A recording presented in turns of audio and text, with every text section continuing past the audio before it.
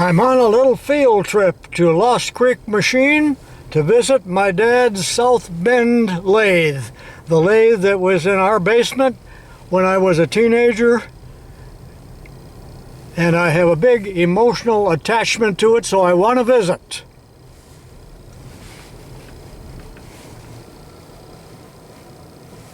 Okay, I'm inside of Lost Creek Machine. I was just talking to Matt. Remember, it's in Ottawa, Illinois, and for all of your machine shop needs, look at it, he's got rows and rows of Bridgeport mills and lathes and just about anything else related to machine shop. But the reason I'm here today is to look at this little 9-inch South Bend lathe, and yes, this was my father's lathe. It was in my basement when I was a teenager. I used it many, many times as a kid. And then after Dad died, I brought it to my shop, and it was there for 25 years, and I used it to make Peterson Products micrometers. 10,000 of them were made on this very machine. I don't mean a similar machine, I mean this machine. Now I want to talk about a few details of it that you might or might not find interesting. First of all, it came from Rock Island, Illinois, from a school, and the teacher, Hugh Wolf, was a good friend of my dad's, so that's where it came from. And when Dad got it home, and this would have been 1959, he totally stripped it down, painted it, but the paint is coming off. And I remember him using this ivory paint on the compound and inside the bed. My dad was a high school teacher, as most of you know, and over at the high school he had all of the lathes equipped with little accessories that he designed.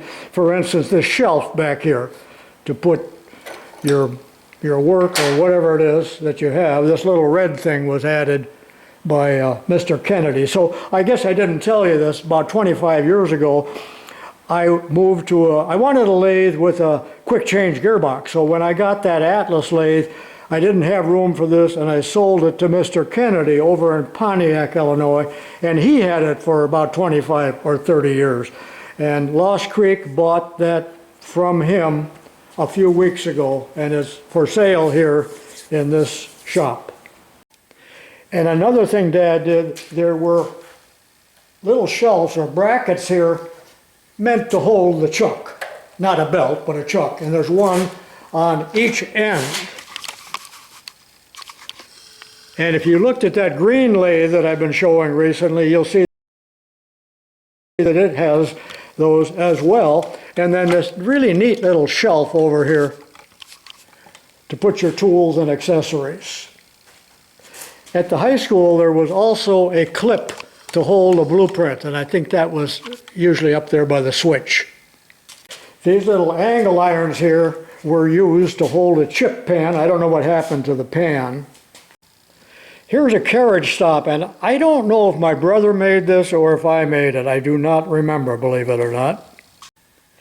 Considering that this came out of a school, the corner of the compound is in quite good condition compared to what you usually see. My brother was a detail man, and he would make little improvements like this so that your square wrench wouldn't fall off of the carriage lock.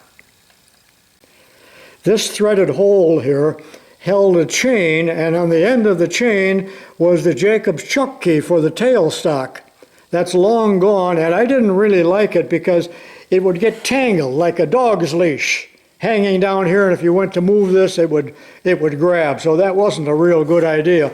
But this is old enough to where it has the little hole here for the dauber, which probably was missing by the time Eisenhower was in the White House. From this view, here's the gear tag for setting your change gears. Everything looks in real good shape, and believe it or not, the extra gears are still with it, and I believe my dad made this handle here as well. These machines were meant to be bolted to the floor or to the concrete, whatever you had, But my dad didn't like that system for our basement, so he made this plate here. And the distance here, whatever it is, you know, held the belt nice and tight. And that was really a good system.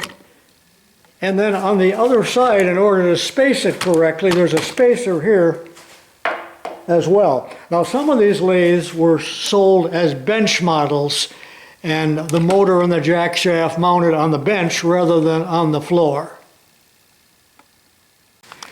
And this is the other lathe, South Bend 9-inch tool room lathe, that belonged to my brother, and it was in the basement at the same time that the gray one was.